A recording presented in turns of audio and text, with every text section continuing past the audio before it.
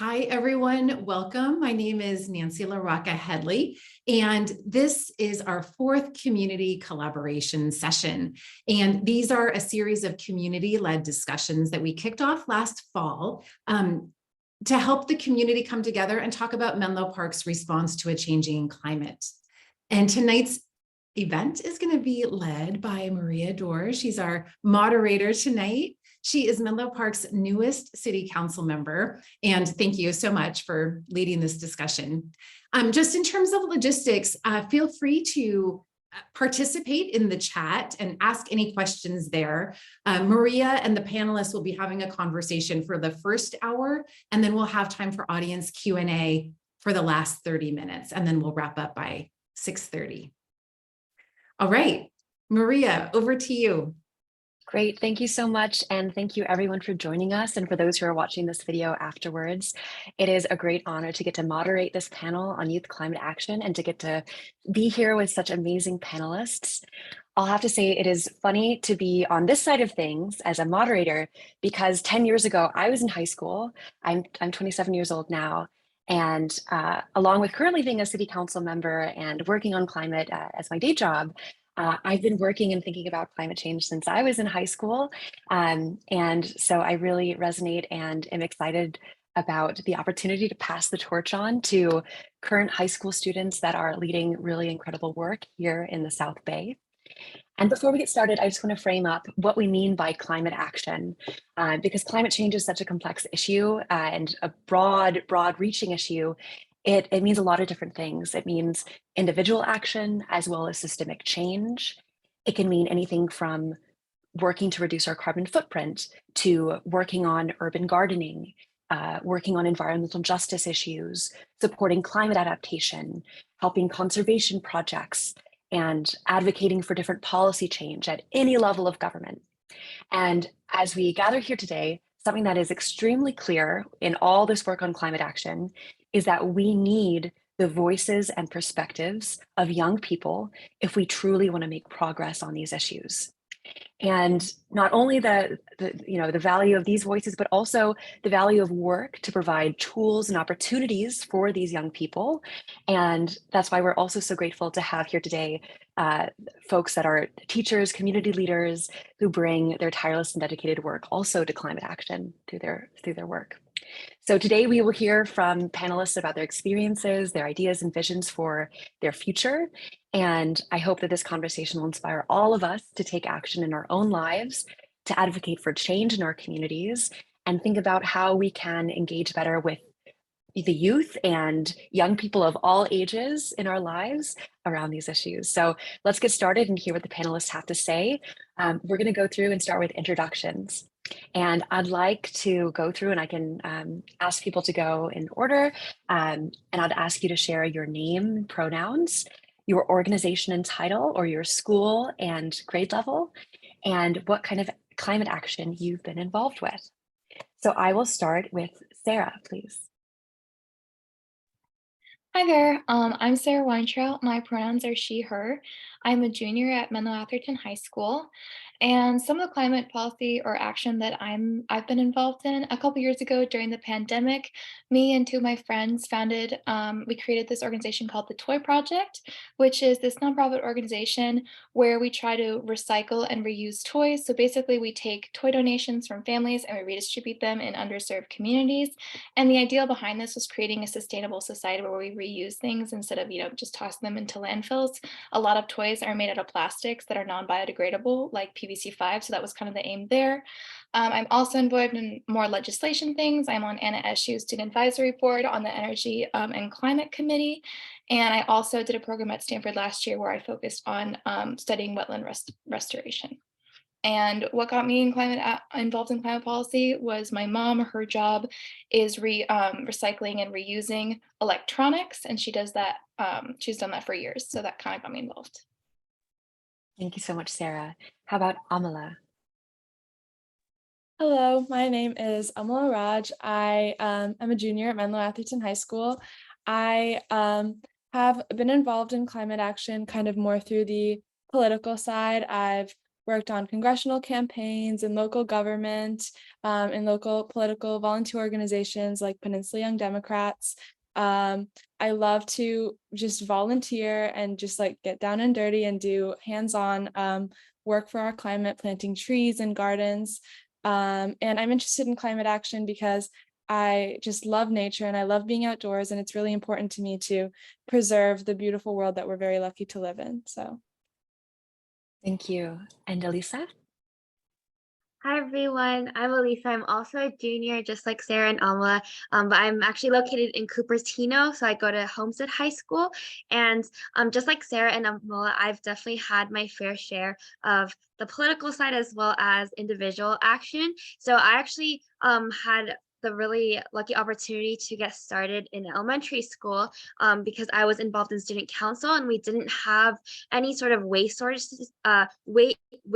sortage system, at our school. So we would basically throw away all of our food waste. We didn't recycle at all. So my fourth grade teacher, I worked with her to start up a program to teach students about how to sort their waste.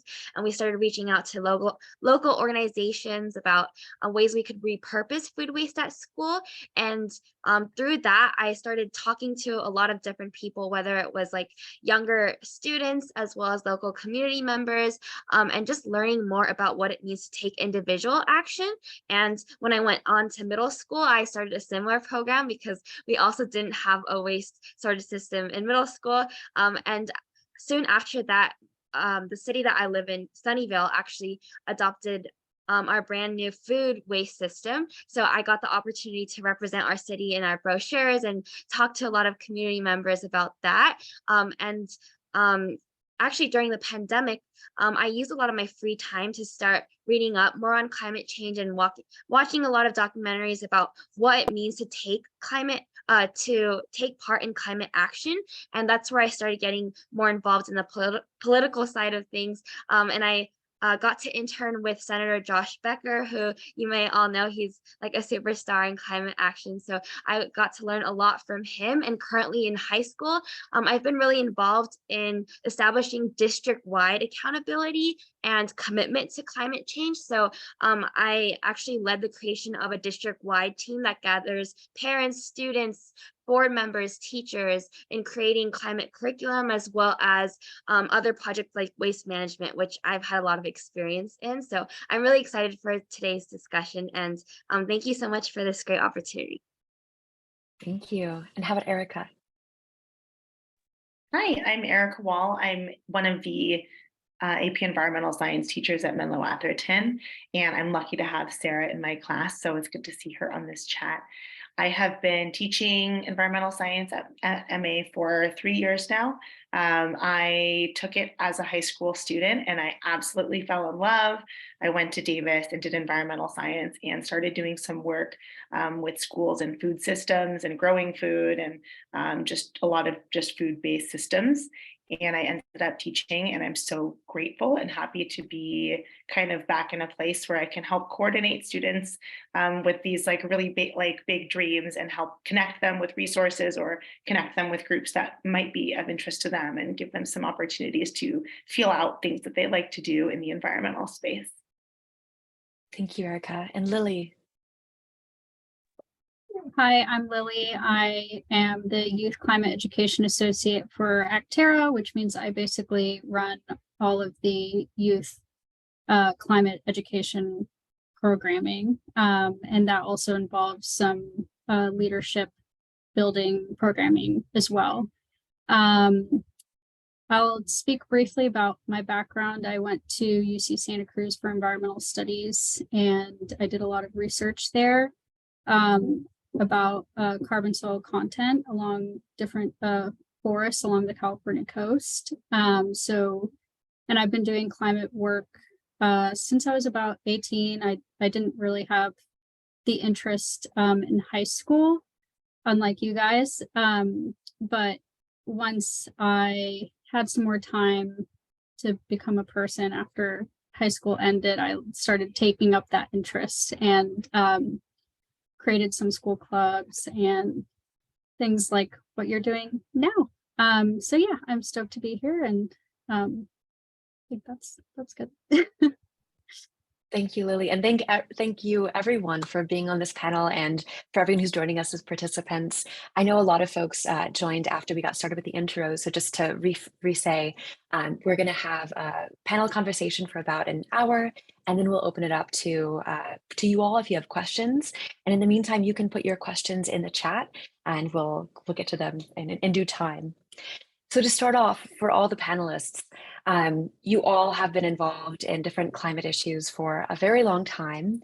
And I would like to chat with you all about what inspires students to get involved in climate action. Some of you shared that your parents were involved or you had exposure to these ideas from things you were learning about. Can you share more about what you think can inspire students today? So for other high school students, middle school students, even elementary school students, to get interested and involved in climate action. And, you know, I'll let this go free. And so I won't call on folks, but feel free to go off of mute if you want to share something. I would say that for me at least, the climate crisis is it can feel very overwhelming, and it can feel hard to tackle, and it can feel as though like we as students or individuals in general just cannot make an impact on it. It can feel it's very easy to feel helpless. And so for me, something that really inspired me to take specific change and really get involved in climate action is learning more about climate change. I'm really grateful to have been able to take AP Environmental Science this year. And through taking this class, I learned a lot more specifics of exactly what makes up the issues that we see today in the environment. And so that made it all feel much more manageable. So I think that as with everything, education is the most important thing, and getting people to understand. So I think as long as we can get more resources out there and make the information more accessible, it can make the problem feel a lot smaller and a lot more manageable and easy to tackle. So that's my 2 cents. I want to add on to what Amila said. I totally agree with how important education is. And I think similar to her, the biggest issue that I see in youth in my community, as well as just my community in general, is that sense of climate change is such a big issue. So how do we really make an impact as individuals? And what I've found that really empowers me as well as empowers others is having conversations about climate change. So wherever I go, I always try to bring it up and talk to people about it and figure out what sort of their biggest concern is, and maybe what a small action that we can take is. And a lot of times when I encourage others to take individual action, the pushback that I'll hear, or the concerns that I'll hear, is it's such a huge issue. So how will anything I do actually make an impact? But I think what's so empowering about small actions is that it encourages a constant awareness as well as culture of awareness about climate change, and it keeps us talking. And I think that in order for us to reach any solutions and work together as a community, we have to keep talking about climate change and finding ways to personally connect to it. So I just want to give an example. For example, at a actually summer program that I was attending, we had a dining hall and it was all you can eat. So I remember everyone was really excited about all the food options there were, but we started noticing that every day a lot of students in our program would take 3 plates and end up only eating one of it. And I think it's really important to recognize that food waste is a huge issue and it does contribute to emissions. So I just started talking to people, sitting at a new table every day and talking to people about food waste, and that got conversations going. And soon enough, we were talking about broader solutions like anaerobic digestion and California's policies on food waste. So it was just really inspiring to see our conversations evolve. And so I think that even though conversations are really small, they end up leading to something. So I just wanted to share that.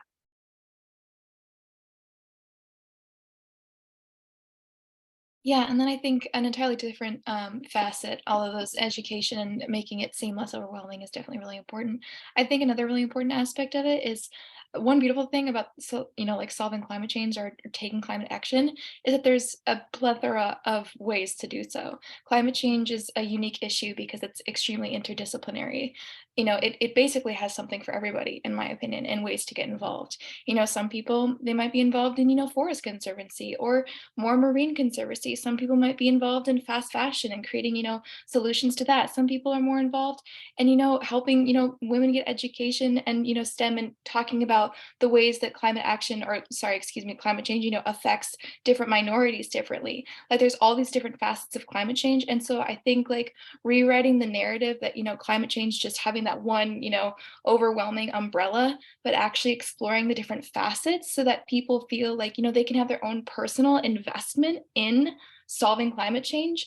Because if it's just this like construct basically that you can't really understand or relate to or have personal incentive in, that's not very inspiring. But if you have something that you can relate to or you're interested in personally, then you're going to be more propelled to take action. Yeah, I think that's a really wonderful point. And I think that also connects to like concretely how like schools and families and different organizations can help kids get involved is by always connecting everything that we do in our lives to climate change and to the environment. Like me, for example, I really love fashion and I like to go shopping, as one does. And so connecting that to my care for the environment and trying to be more intentional with the things I buy, only buying things from sustainable sources.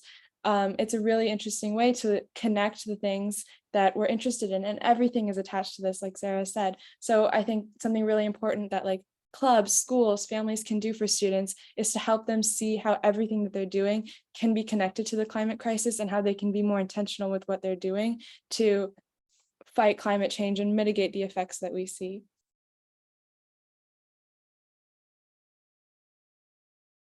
I totally agree with what Amola and Sarah just said. And I just want to add on to helping especially youth see the different aspects of climate change and how they can personally connect.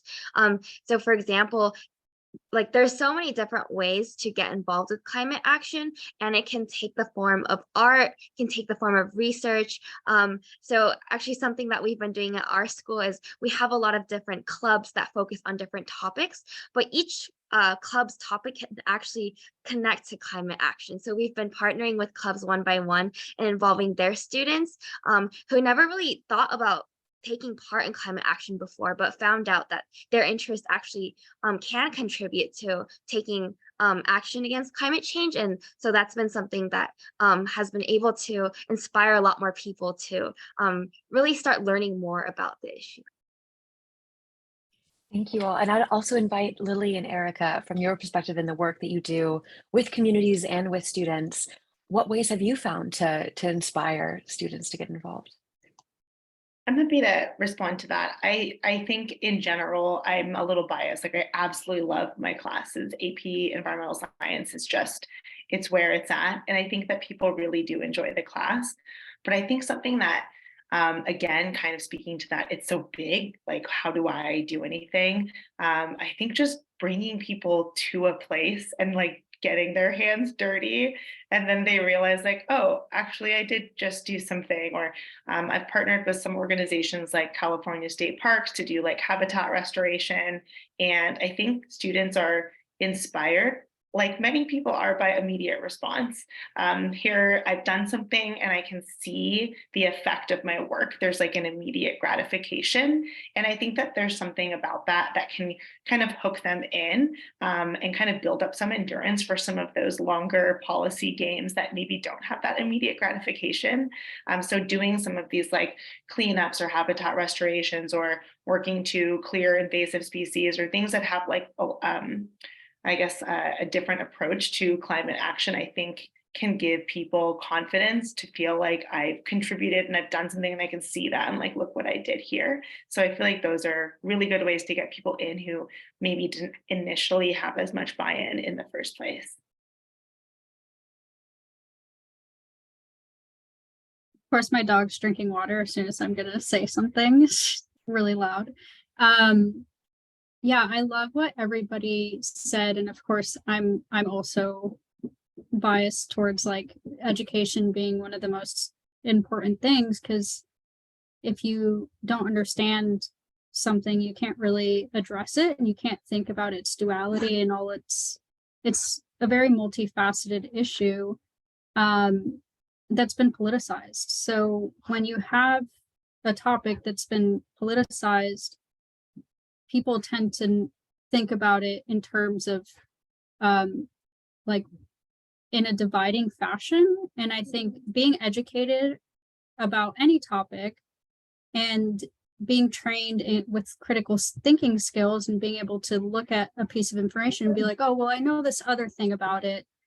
And so let me just turn that on its head and really think, is the information that I'm getting, does that make sense with what I've heard before? And, you're able to really think critically about what's going on in the world around you. And, just the other day, I saw an Instagram post about on one of our local papers. I live in Santa Cruz, and about how we had these recent storms. I'm sure everybody saw in the news, and our piers got torn apart, and Capitola got flooded.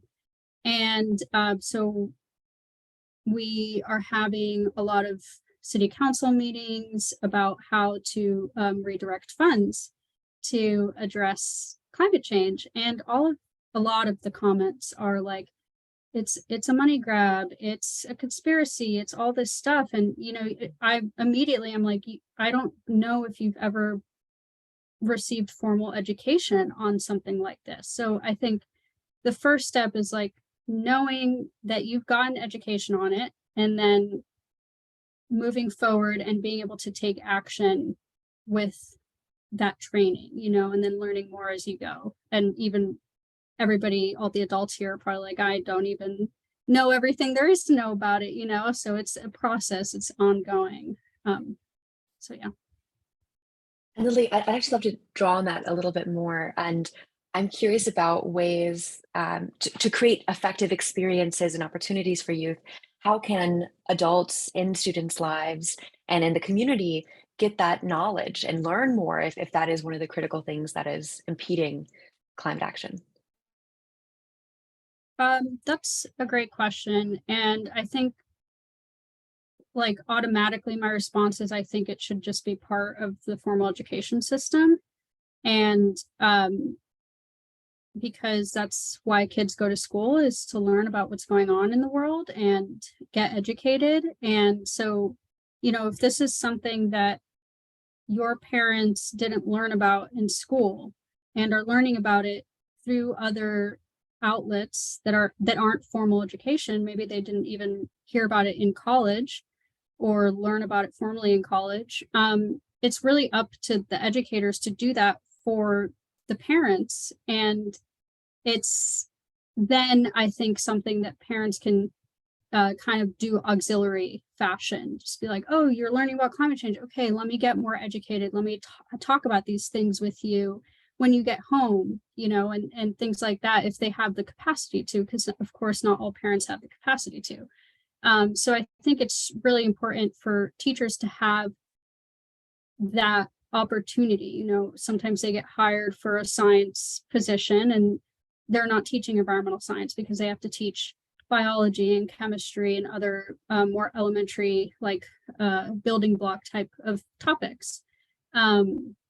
So I think just making a space for environmental science, like what Erica's doing, and starting off earlier, in middle school and even maybe in elementary school, going out and doing walks, talking about like how everything's connected, working on like identifying like producers, consumers, decomposers, and just building that knowledge set so that when they are confronted with something more complex like climate change, it's like, okay, yes, I already know that things are connected. I already know that, trees take in carbon dioxide and get rid of oxygen, and I know why, and all of these things that we know, climate change is a result of these existing processes that the Earth has already been doing forever. And we just like are in this blip of time that we didn't understand because we're humans and we haven't even been around that long, so Right. I think just helping educators get that, the funding, the time, or those are the two most important things. And then, training too, because not all educators know about how to talk about climate change as well. So. Right. Thank you, Lily. And so, kind of reflecting back what we're hearing you all share about what inspires students, how to create effective experiences, we heard the importance of creating learning opportunities for students as well as for adults in their lives to learn about these issues and feel empowered about what they can do and to have tools and opportunities that they can use to address it so it can feel broken down so they can see the what they've done, the instant gratification of work well done and seeing that progress has been made. Folks also talked about the importance of finding ways to connect these issues with their already existing interests, like fashion, as Amala shared, and also personal connections. And something I'll add to this, in my own experience getting involved in climate issues when I was in high school 10 plus years ago, was the chance to do some local volunteering with organizations and build personal relationships with fellow students, as well as with teachers and community leaders, folks like Lily in my own community back in Missouri, who kind of shepherded me into that world and made me feel listened to and supported as I was on my own climate learning journey. And so I feel like those relationships are also really important and inspirational as we get into this work. And I'm curious now if folks want to share a little bit more about what you think climate action and youth engagement in these issues needs as we move forward. We all know, and as Lily shared too, we're seeing atmospheric rivers. We didn't know that term 6 months ago. There have been crazy wildfires. Things are feeling and getting more intense in our climate. And I'm curious about what you think is needed now and into the future to support upcoming youth as they are navigating these issues and trying to find their place in the work. I know we talked a lot about education before, so I want to start by talking about schools and administration. I think it's really important that schools start supporting students. I know our school district historically has done a lot of climate action through clubs, but if we want to get permanent climate curriculum and a district-wide commitment, then we need to work more with administrators. So at my school district, which is Fremont Union High School District, we've actually been really lucky to get some really good responses from our board members, and they've made time to meet with us. And that's sort of what's gotten us going and connected with a lot of teachers to make more permanent change. So for example, now we're able to start designing some climate curriculum, but in order to do that, students, our job is to really represent student voices and figure out what students need. But I think we really need support from school administration in that education aspect of things. So I just wanted to start with that. I really want to see more commitment with schools. And one way that I've seen different schools do that is start to hire different people in the district to solely focus on this issue, because as Lily mentioned, we need time and funding for it. And those have been the biggest obstacles we've faced. But with more dedicated people, even hired to represent these issues in school districts, that's made a lot of change in our district, and it's gotten things moving a lot faster. So that's something that I think would really help keep things moving. I think something important, at the risk of sounding a little bit negative, is to kind of illustrate more the actual, like, stepping it out, what is going to happen. I feel like a lot of students are almost apathetic towards climate change because it's difficult to see it as something that's threatening us, especially where I live in Menlo Park, where we're surrounded by trees and greenery and hills, and it's just hard to see like something that really struck home for me was we had a professor from Berkeley come and lecture in our class one day. His name is Stephen Andrews, and he said to us, in a certain number of years, we are not going to have any farmland anymore, you know, and it was a very tangible date close to the future. I don't want to say what it is because I don't want to get it wrong, but I think it was in the next few decades. And so, like, I think to a lot of people, climate change is something that is for people of a particular set of interests or people who, you know, care about this kind of thing, but really it's something that is very tangible that affects everyone. And I think that that's a little bit hard to see for a lot of students because we're focused on our immediate lives, which is very valid.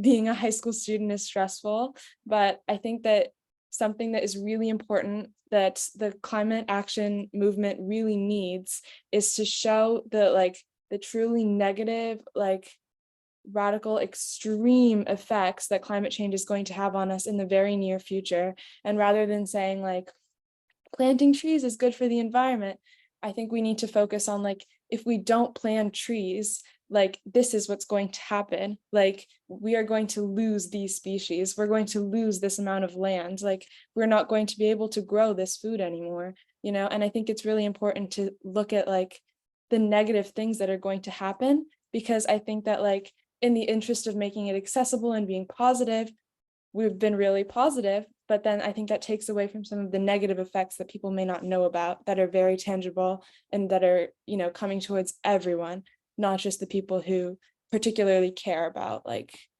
the environment. It's people who care about food, people who care about animals, you know? So I hope that made sense, but yeah. I have a follow-up question for you.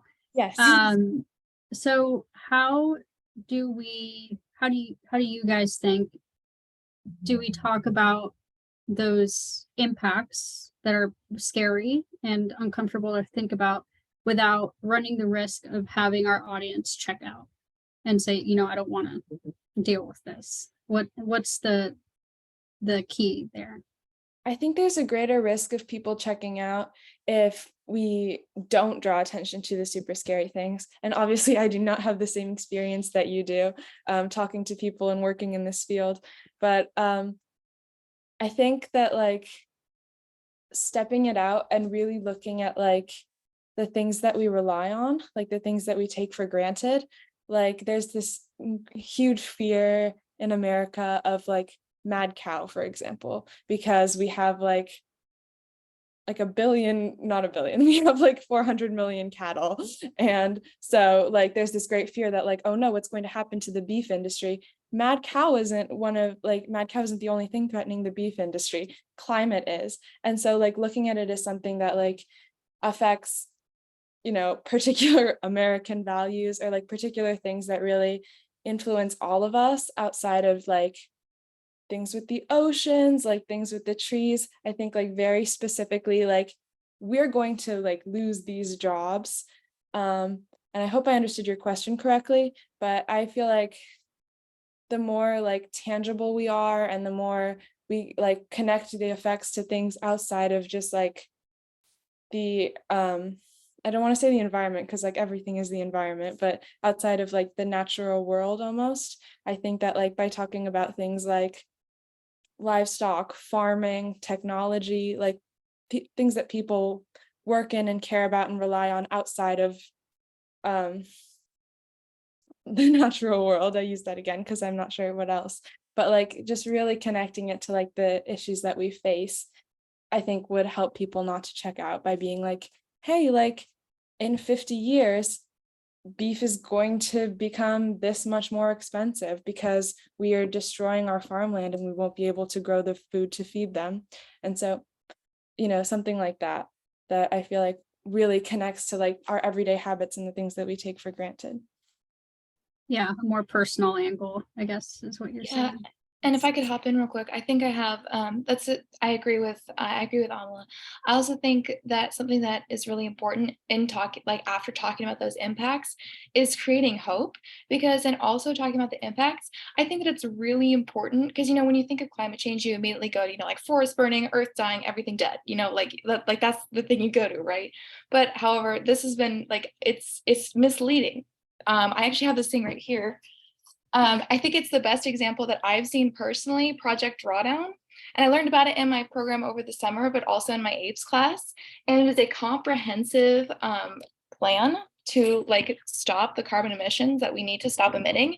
And so I think a really important thing moving forward is illustrating that and to showing people like, yes, all these bad impacts are going to happen and they will happen, but we have the steps to figure it out. We can do it. It's not, an unreachable goal. We don't have to go into like ultra panic mode, like inventing a bunch of new technologies. What we have right now, we have enough to solve it. It's just the action that we need to take. And so I think also going back to what Lily was talking about earlier, I think a really integral step in that process is depoliticizing climate change. Climate change is not a Democratic issue. It's not a Republican issue. It's a human issue. It's something that affects everyone, regardless of whatever. We have to frame it as something that's going to, by solving it, we're going to enhance the lives of everyone, basically. And so I think another really important part of moving forward and being able to make concrete change is by integrating public and private sectors. Because in Project Drawdown, for example, and just in the news, you hear about all of these amazing new technology and things that are happening in the private sector and all these new discoveries that are happening. And you read about them and it's great. I see every day on either social media or through magazines, that sort of thing, like new innovation that's been happening or groundbreaking research. However, the bureaucracy that's going on, that it does not allow the integration of these new technologies on a larger scale, and the lack of government subsidy funding to integrate these things on a larger scale is a big deal. So I think a lot of people, you're either interested, or not either, but like in a lot of cases, people are interested in either like climate policy or like the science. And so I think finding ways to make these two kind of facets collaborate more by depoliticizing and by making these two, facets of climate change, solving work together is another really important part in like moving forward. Because, we have the technology, we have the steps. Now we just need this technology to be able to work together with the funding and the politics that are going to legislate and enforce this new change. So I'd say that would be, in terms of offering hope. Thank you. And something I want to draw on that Amala and Sarah, you both have shared really clearly is, Sarah, you mentioned that this is a human issue. And Amala, you said that people won't connect to it if they see it as a certain set of interests that don't relate to them. It also, as we're thinking about that human issue, I think one way that climate issues can feel distant from folks is that is when we don't connect to people, and when we think about emissions in a vacuum or trees in a vacuum, rather than we're talking about communities that are being affected in our country and in our cities right now.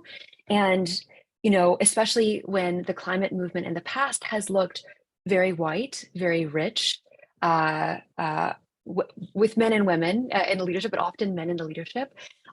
If you don't see yourself reflected in the work, it can be really daunting to get involved and to see that, social issues that you care about are connected to climate and environmental issues.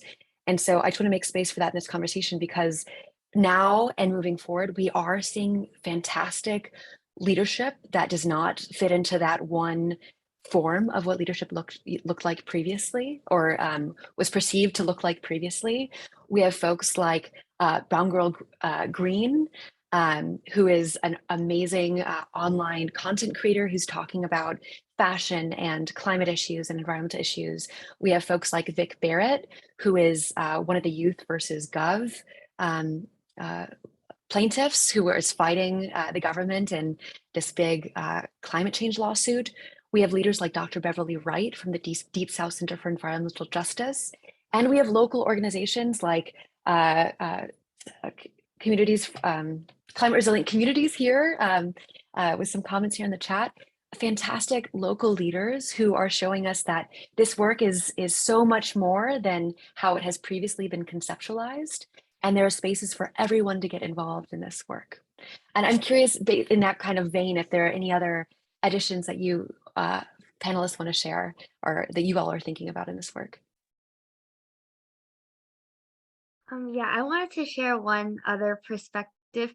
I think something that helps people realize that climate change is a human issue is actually looking at the public health effects of climate change, because I think a lot of people often overlook that aspect of it, and climate change is actually the #1 public health issue that we're facing. A lot of sources name it that now. And I think like reflecting back on sort of during COVID-19 pandemic, what really drew people to looking at a lot of the issues that were overlooked before the pandemic was seeing the effects on people that it had and on your own friends and family, and just being able to see those effects and how it could affect your own health. So something that I've been trying to do in my community is teaching people more about the public health effects, whether it's the mental health effects, but also focusing a lot on the fact that climate change does have very disproportionate impacts. It does affect everyone, but it affects certain populations a lot more. And I think it's really important to recognize that. And that's like a really crucial part of any type of climate action that you do take. So talking to people again, I think it's really through conversations, both with people you know, in your own community, but also with those communities who are more impacted and figuring out what they need, because that plays such a crucial role in any type of solution that you try to develop. And I guess one other thing I wanted to share, I know Maria mentioned earlier that it's really important to get involved with local organizations and find ways to learn about the different ways that you can take action. And I actually, during a climate action boot camp with Senator Becker, got to meet a representative from our local resource conservation district. And before that, I didn't even know what resource conservation districts were, but I learned about what they were and reached out because I wanted to get more involved in habitat conservation and learning about how the environment around me is affected by climate change, whether it's flooding or, the recent rain, like that's had a huge impact. And through the RCD, I've actually gotten to talk to a lot of rural communities who I would have never interacted with if I had just stayed in my own community. But even just going like an hour and a half away from where I am, meeting farmers and very different communities and sort of learning about like the support that they need in their changing environment and how it impacts them. That's what really inspired me to sort of go outside of the bubble of where I live and find out how climate change affects others. Because as I think Amala said earlier too, like it can be hard to really vision the tangible sort of and concrete negative impacts of climate change, especially if you live in an area that isn't as impacted. So I think, yeah, looking past that bubble and just, yeah, keep learning. I think I just wanted to share that.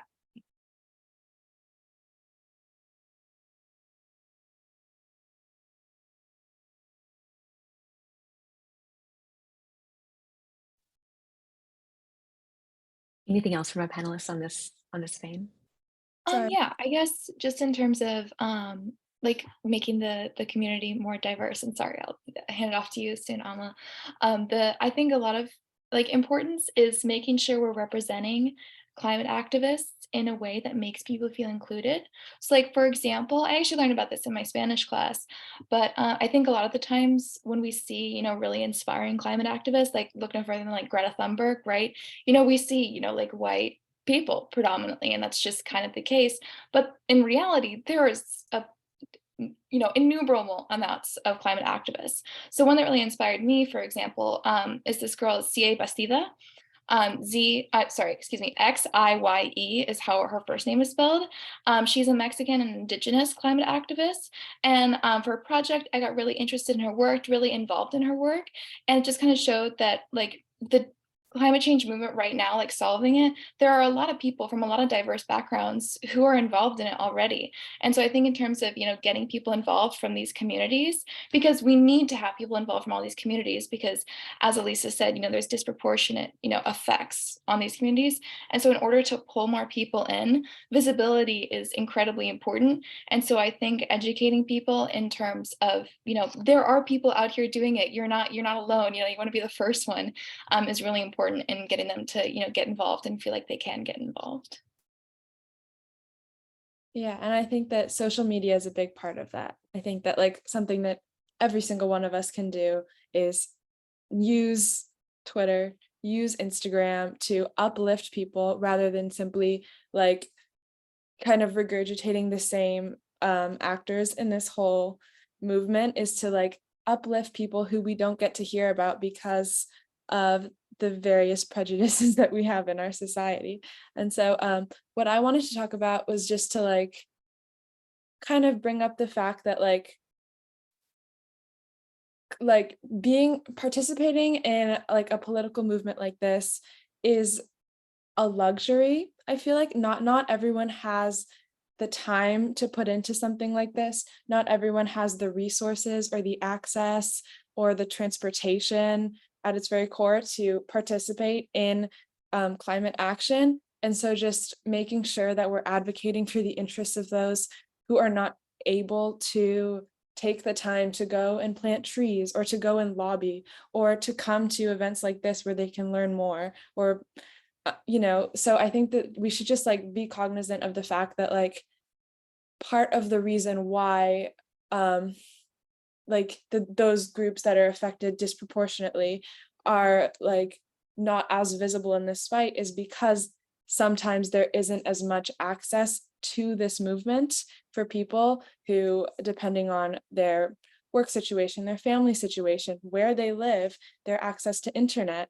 We should just be cognizant of the fact that like there are people out there who need to be part of this who aren't. And so like thinking about how we can make ourselves aware of like those groups and bring them like kind of into the conversation in such a way that like affects like unique needs, because everyone has different capabilities and boundaries. So something to think about.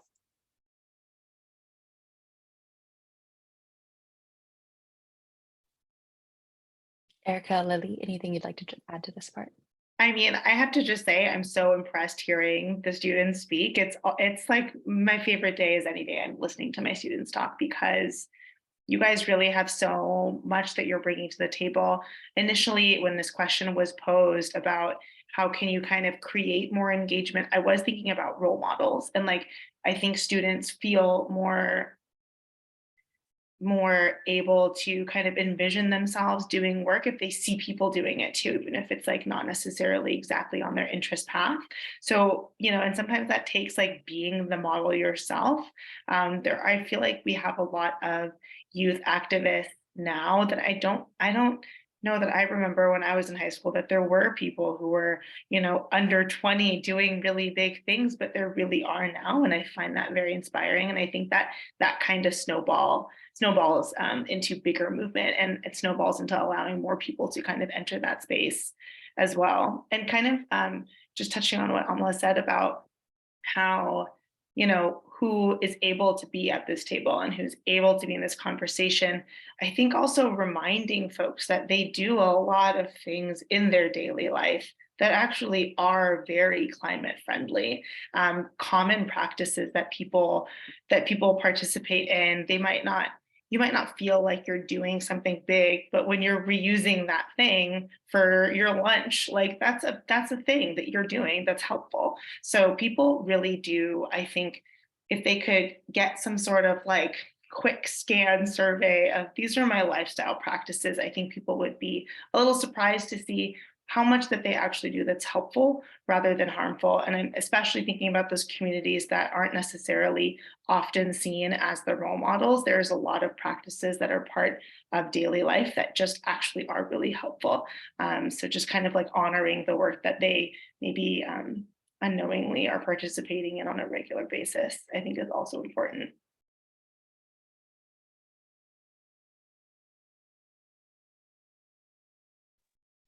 Yeah, so looking at the time that we have here, I might turn it to a few specific questions for our teacher, for our nonprofit leader, as well as for our students. The conversation has been so rich so far, and folks who are on the line, I hope you are getting your questions ready because we will turn it to you very soon. But to start with, I'd like to ask, Lily, you work at Actera.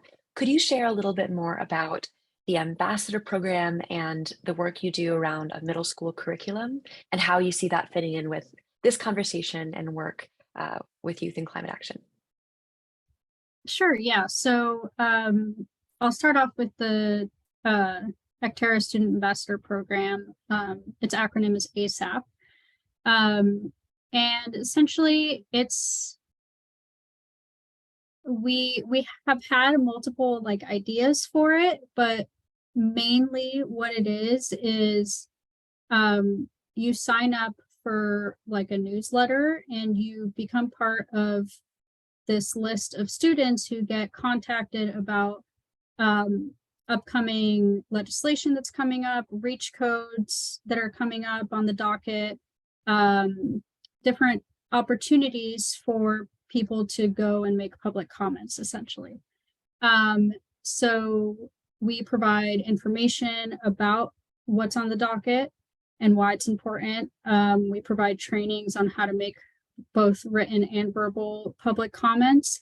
And then aside from like the public commenting portion of ASAP, we also do mentorship programs. So if there's some sort of project that a student has, we come in and help them with logistics, with administrative stuff, help them get connected, and just be like a supportive force for them to run their own programs or their own projects or whatever they want to do. So that's the ASAP program, and I did remember to have a link handy. So if you go to the page that's about to be linked here, you can sign up for that newsletter action alert thing that I mentioned. And you can opt out of it anytime if you think that it's not useful. And then the other thing that I do is we have the Youth Be the Change program, which is the name of our educational program that's geared towards middle schoolers, but it's actually been very helpful for high schoolers as well, depending on like how much exposure they've had to these different topics. And currently we have a climate change introduction curriculum that is free. You basically request the curriculum and you automatically receive it. We have follow along worksheets to take notes and prompts while you're going through the program. And then through that program, we also have teacher training. So if you want to, if you're a teacher and you want to learn more about like how to do this yourself, it better, if you like haven't had that education in the past, then I'll sit with you and help you learn about climate change and then learn about how to talk about it. And all of those are free. We have funding to provide it for free. And I will link that one here as well. Thank you that's so much, Lily. That's my pitch. Thanks, Lily. And connecting to that and to the idea of youth and education, Erica, I'm curious if you could share a little bit more specifically about your work with students as well as families and how you are supporting students and those families interested in climate change in the context of APES or beyond that, AP Environmental Science, and other ways that you see in the school space opportunities for students and families to get involved. Totally. I think that what I have seen or provided students the most with is just like as many opportunities as they can. So I feel like I see myself more as like a conduit, like these are the things that you can do.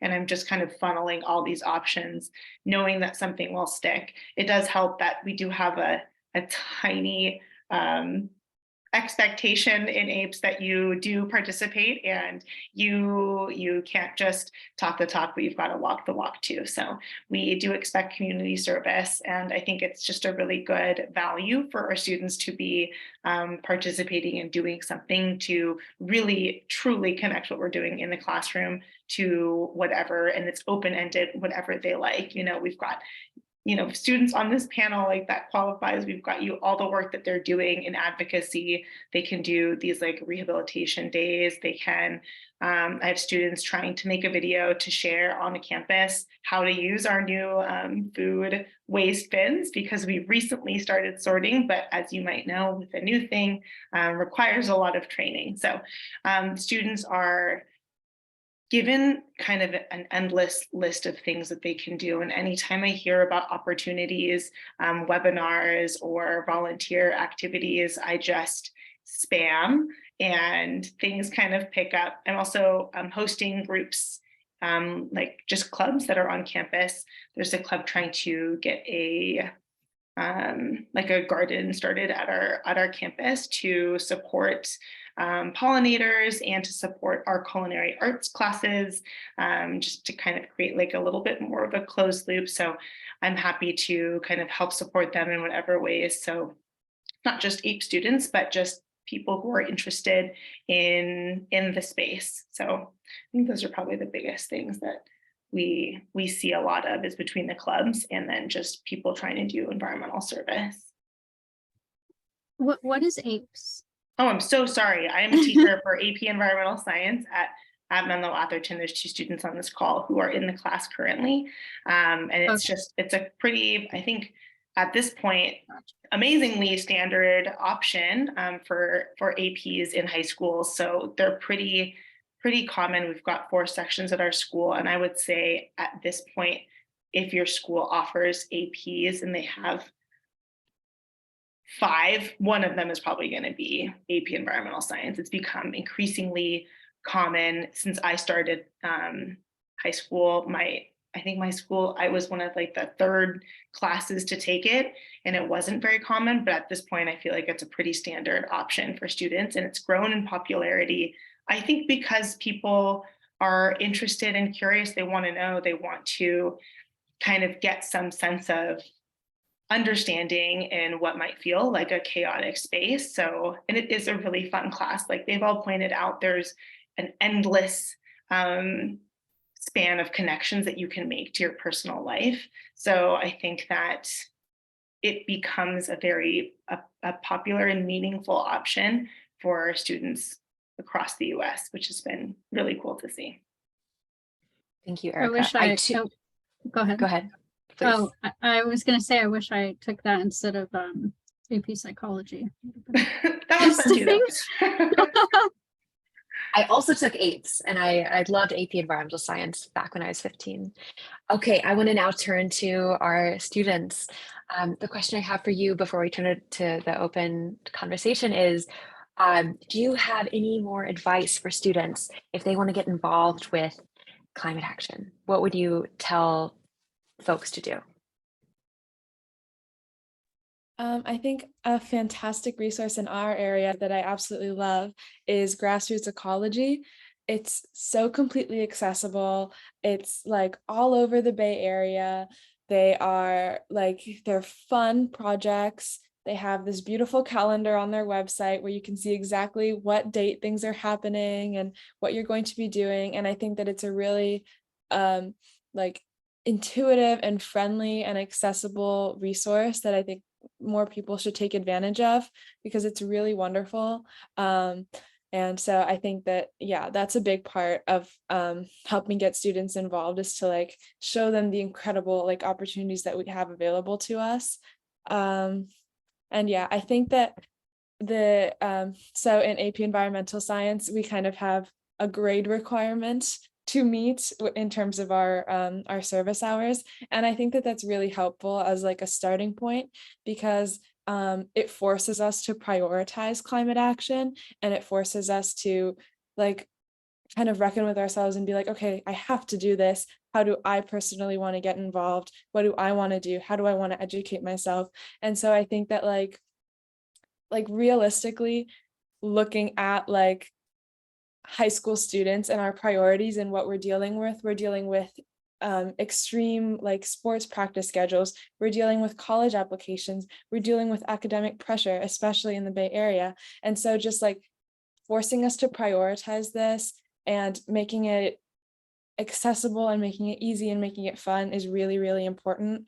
Realistically looking at students and what they're thinking about, kind of pushing us to do it, is something that I think that adults and community leaders can be really, really productive in doing. Thank you. Sorry. I think the advice I want to share ties back to education, but finding ways to educate yourself in ways that you enjoy. Because I think for me, I personally am a huge visual learner and I love watching and like hearing videos. So I've found a lot of really cool YouTube science-backed channels that explore really niche topics of climate action that I would have never really read about before. And the great thing about YouTube that's like different from the newsletters I read too is it gives me like another perspective than just around where I am. So looking at things in different areas of the world.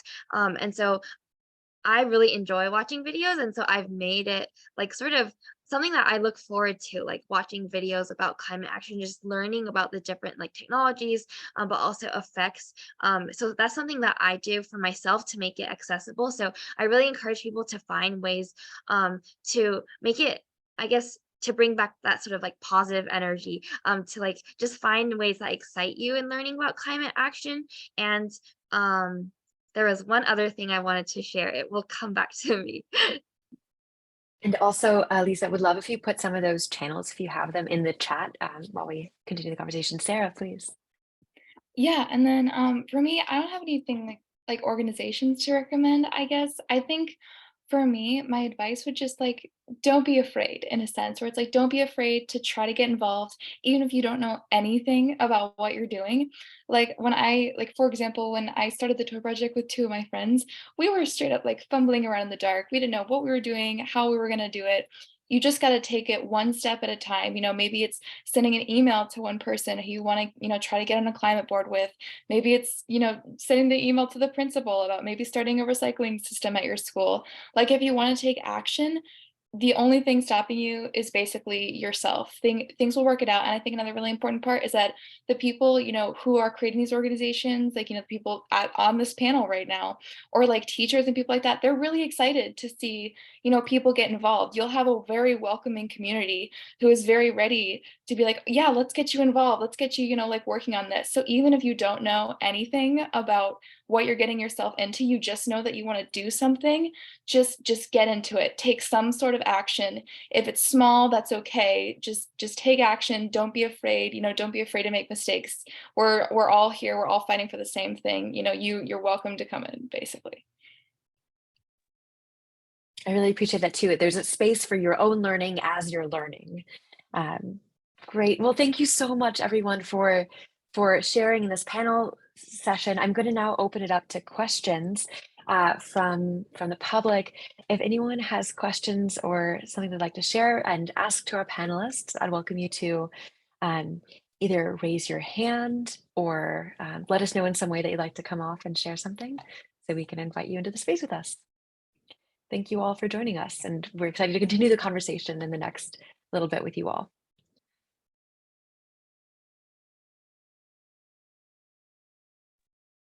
Yes, John. Yeah, thanks again, everyone, for being here. Maybe a question for Erica. I put it in the chat, but environmental sciences, is that, or could it be a core class that every student across the nation would take? Is there any sort of movement towards that, or is it already like that?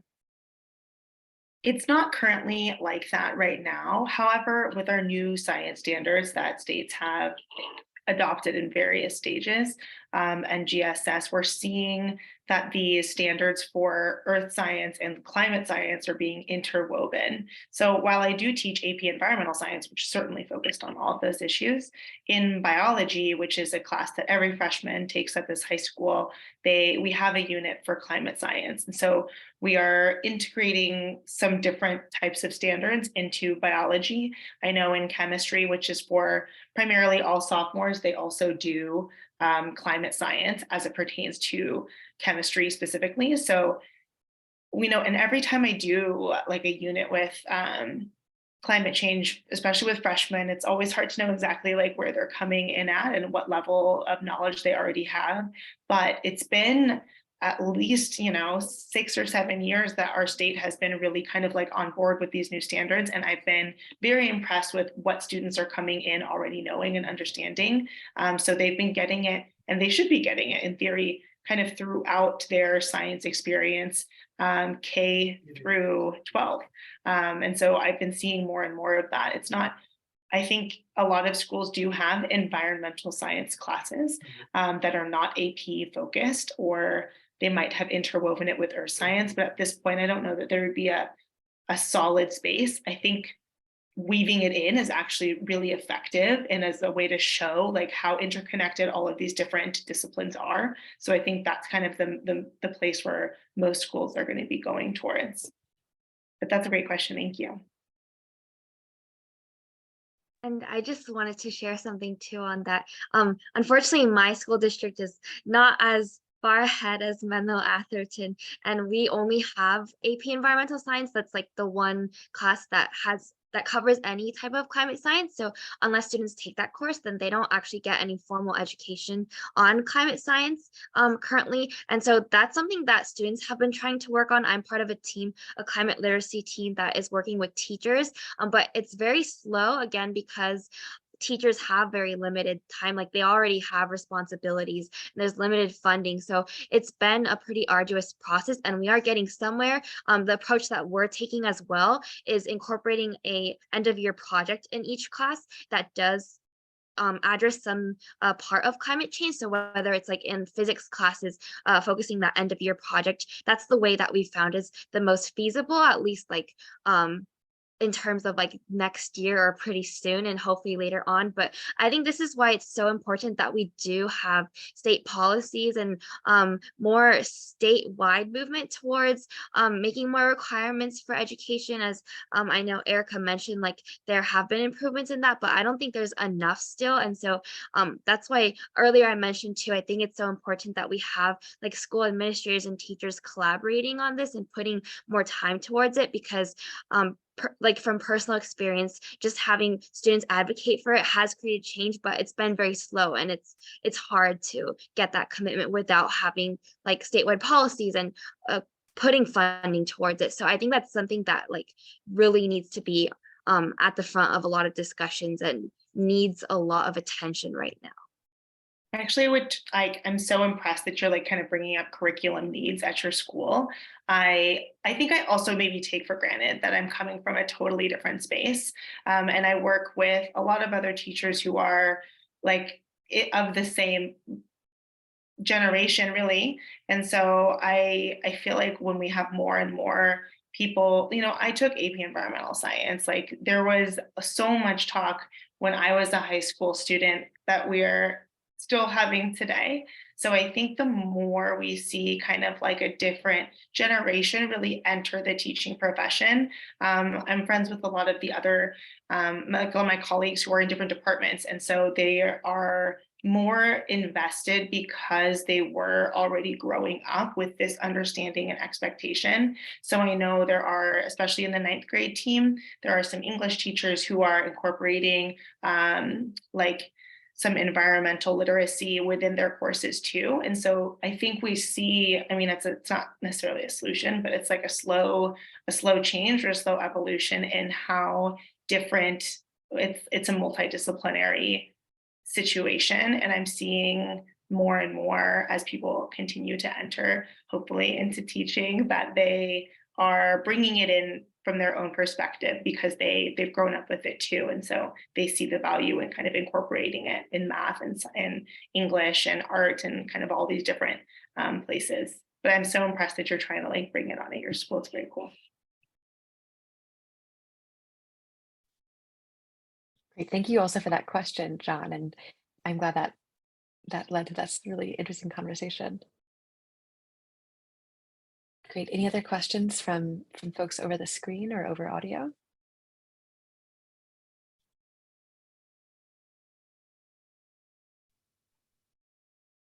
Sure, John. I'll go in. We'll bring it again if nobody else has one. I would love to hear the panelists' thoughts on how to enhance diversity in this movement, because sometimes it can be a little siloed, and I would love to hear ideas that people have to bring in more voices to the conversation.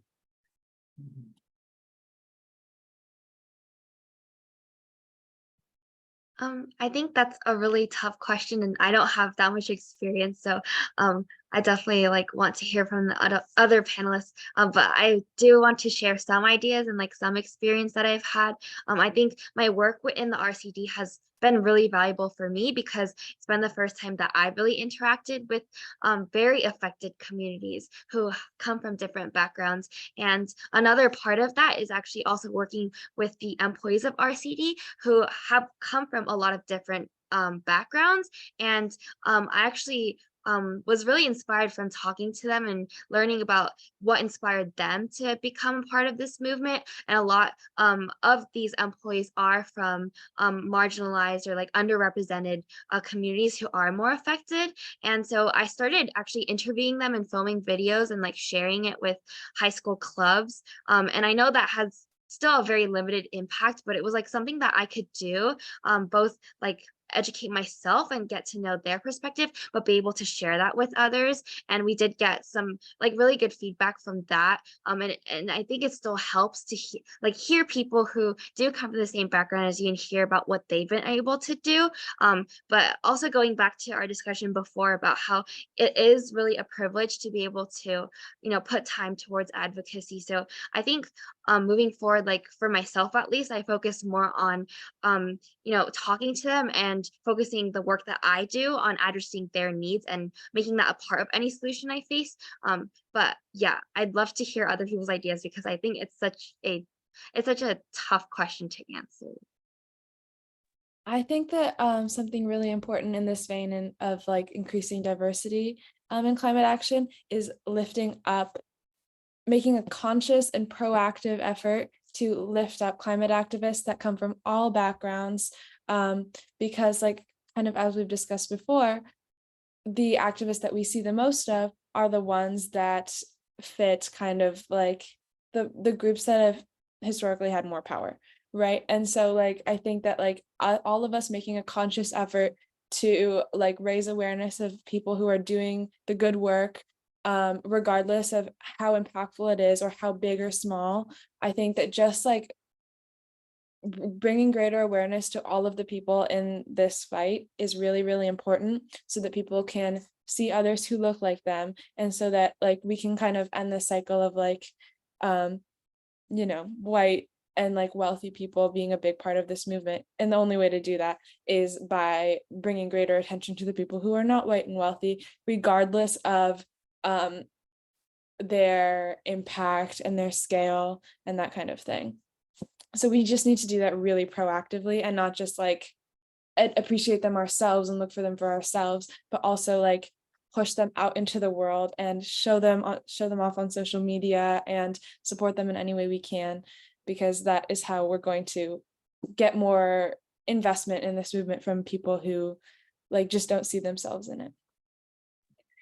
Yeah, and I think also something that's really important is setting a precedent that's a responsibility for like organizations, for people in, more privileged positions to actively reach out to communities. So like I'll use my own as an example. MA is a really diverse school.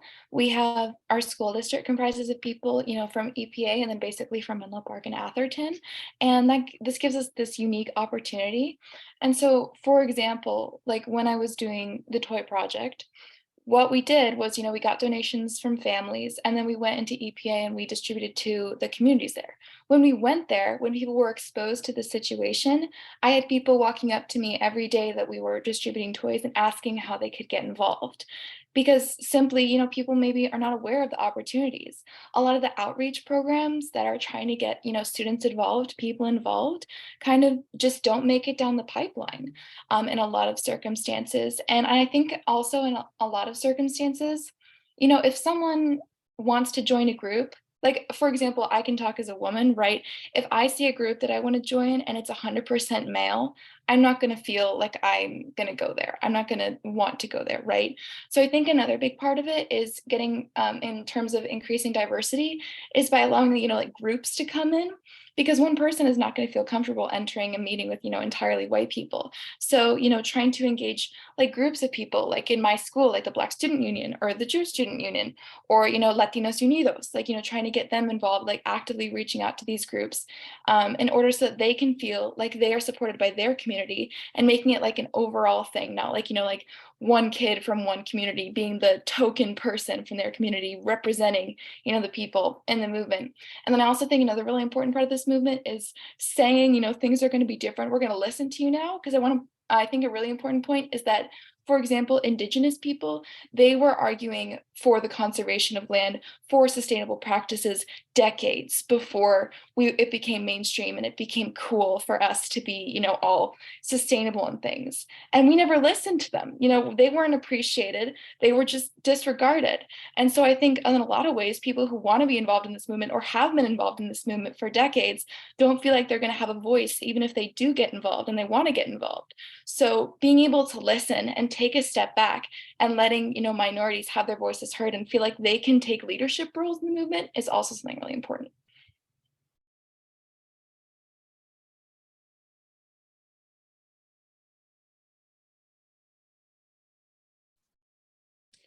Just want to echo what Sarah shared here about the importance of listening and recognizing diverse leadership that already exists and uplifting and centering that leadership. And I'd say from the many different nonprofits and funders and spaces I've been in while doing internships in high school and college, and now in my professional life, there's a lot of organizations that are doing reckoning and doing that listening now. And that listening is a critical part of the work, and recognizing that there is already this fantastic leadership that we can learn from and center. Great. We have another question here in the chat about, to what extent does climate change seem fair or unfair to, especially to the newest generations? And how do you feel about the risks and the issues that your generation is facing? I mean, I can say that like the fact that we're dealing with this issue at all feels really unfair. And obviously there's nothing that we can do about it. Like time machines don't exist. But I can like, just speaking to this question, it feels really unfair. And like, so the part of the question about what we can do to take action to make it fair, I think is like, it has a very large part to do with government. It has a very large part to do with subsidies. It has a very large part to do with representation and like choosing to focus on like the very dire issues that we're facing over preserving like our existing structures and like the things that are important to us right now, because these things aren't going to exist if we don't start to focus on different things. Like we won't be able to produce things in the way that we're producing them, and we won't be able to have the big businesses that we have if we kind of like don't prioritize climate action. And so like I think that's something really big that can make the load a little bit lighter on the youths, is to have greater presence in government and greater advocacy for like, and greater lobbying for like climate action, and for sacrificing some things in the short term in order to have like much more flexibility in the long term. So, sacrificing maybe a new factory or a new subsidy of some sort, or sacrificing like a certain state or a certain vote in order to ensure that, we're going to be okay 30 years from now. So, yeah.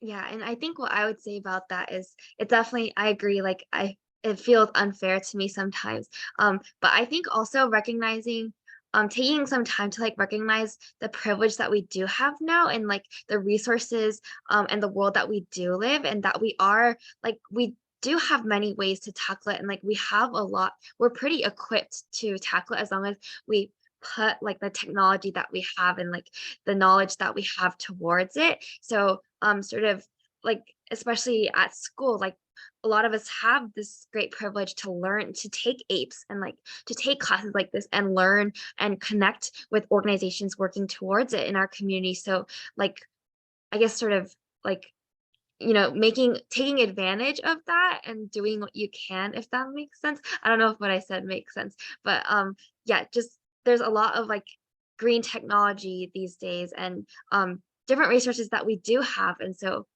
yeah, I think I'm like going in a circle, but that's what I wanted to say.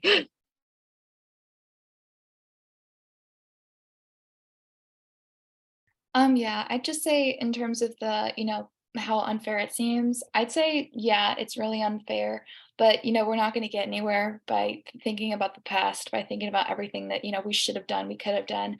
We're in the present, we're here right now. We got to focus on things moving forward. So in terms of, the effort cost or the impact cost, I think was in the question. But I think a really important aspect of climate change, I kind of mentioned this earlier, but make it brief, is like emphasizing the fact that like making things more sustainable, making things like conserving things, it's beneficial economically. Maybe not in the short term, but in the long term, it is better for everyone. The only people who are benefiting right now from keeping these unsustainable practices are like a very small amount of people who own like oil companies and things like that. Like I remember reading in my APES textbook, it's something like the government gives 14 times today more subsidies to fossil fuel companies than to like green technology, when we know that we have a finite number of oil mines left. So I think in the same way that almost talking about, getting the government really involved in terms of like legislation, because we can't change the past, but we can change the present and the future. And so it's, we got to let go that it was unfair in the past, but we don't have to let go of it, like right now. And so, and doing that and emphasizing to everyone this is beneficial for everyone in the long term, I think is really important. Oh, and just kind of like as we're reaching the end, I know we have many more minutes left, but I just something that just is very important to me that I want to put out there is that I think that we should do some more work to destigmatize the use of public transport, especially in this area. I think that like a lot of people, like I see like in schools, like on my way to school every morning, I see everyone driving these massive cars and it's like one student in each car. And the public transport that we have in this area is incredible. We have extremely clean, extremely fast, extremely accessible, extremely cheap public transport in this area. So I think that's something really important that like adults can do, parents can do to encourage your children to take advantage of these things. Professionals can do is to just take advantage of the public transport that you have. Like me, I have a Clipper card. I adore it.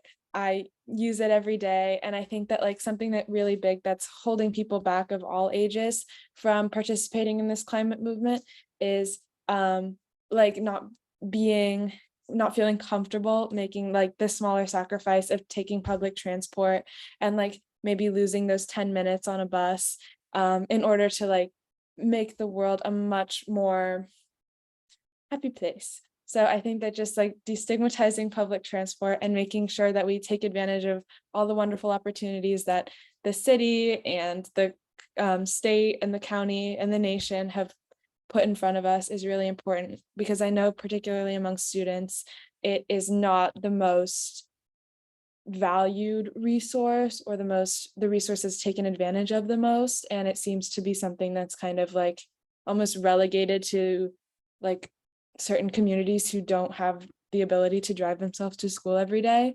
And so like I think that just like making that a much more common practice is really important and something that we can all take part in. So yeah.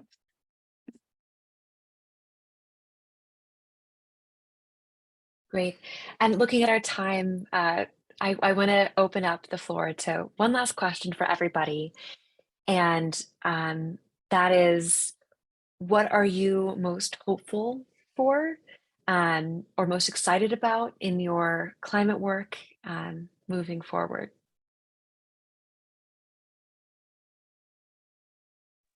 I can start with, I think, kind of like a cheesy one, but I definitely think that people take AP Environmental Science because they hear it's a fun class, and I hope that they feel like that at the end too. But I think one of my most hopeful moments is students who take this class thinking, it's going to be fun. That's why I'm taking it. But then they actually find themselves like, oh, I'm applying now for like an agricultural based major because I actually loved this project that we did, and I loved the book that we read, and I just got like so hooked. So I think those moments for students who have just been like, wait, actually, this is the thing that maybe I do want to kind of think about, especially when they weren't necessarily going into the class or into college with like that kind of an idea, or people who take volunteer opportunities that maybe it was for this assignment because I'm making you do it, but then they end up like loving it. And so I've got some students who signed up to do this kind of like an environmental after school program with some nearby elementary schools, and they are loving it. Like, it's so rewarding. They're having a great time working with even some of the elementary schools that they attended. So it's been, I think, just like seeing them turn, like get excited about their future has been, I think, my best hopeful moment.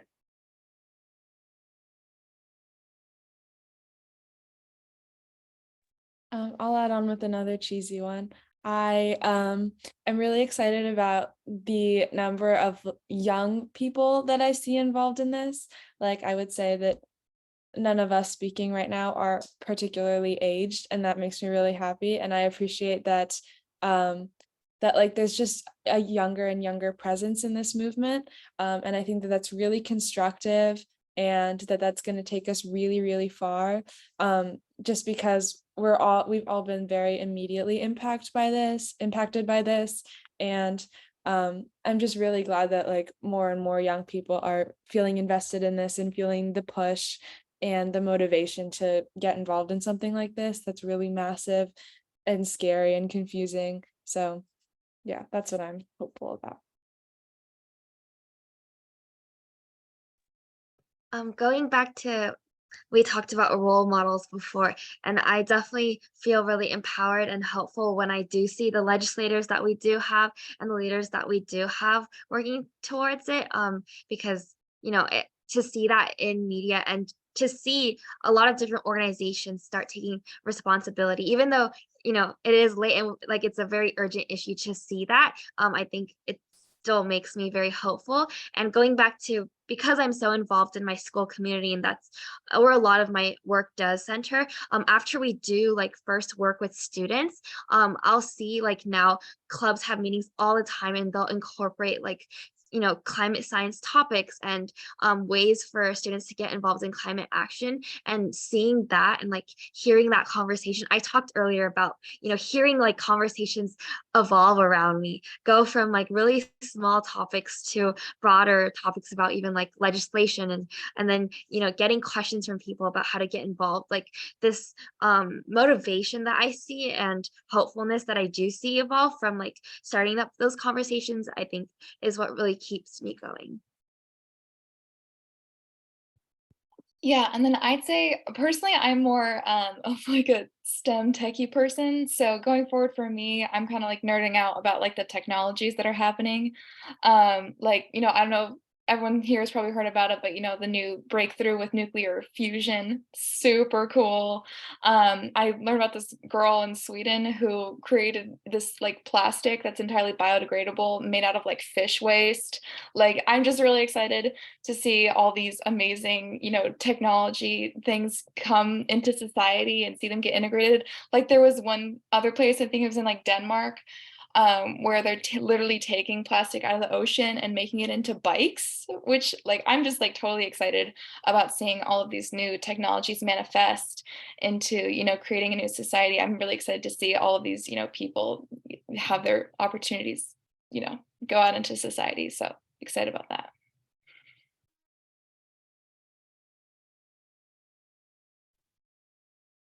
Lee, is there anything you'd want to share about what you're excited about or hopeful for?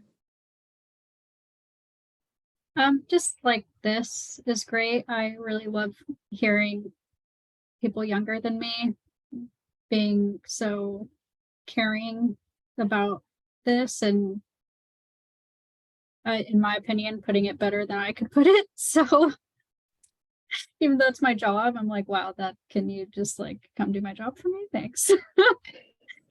Yeah, I'm really grateful to be here. Yeah, and I have to echo that, everyone. This is so wonderful, and I'm so excited and hopeful about our future because we have fantastic teachers, we have fantastic people leading our nonprofits, we have fantastic students that are going to go on to do fantastic work in any field.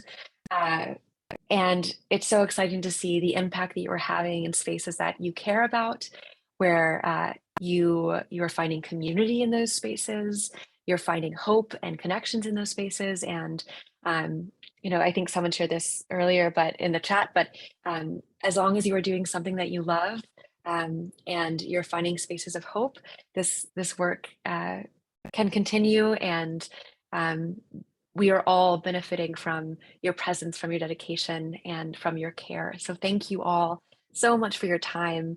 And thank you everyone for joining, because you care so much too, and you've been a part of this conversation. And so I'll turn it back over to the leaders of this conversation. And thank you again so much.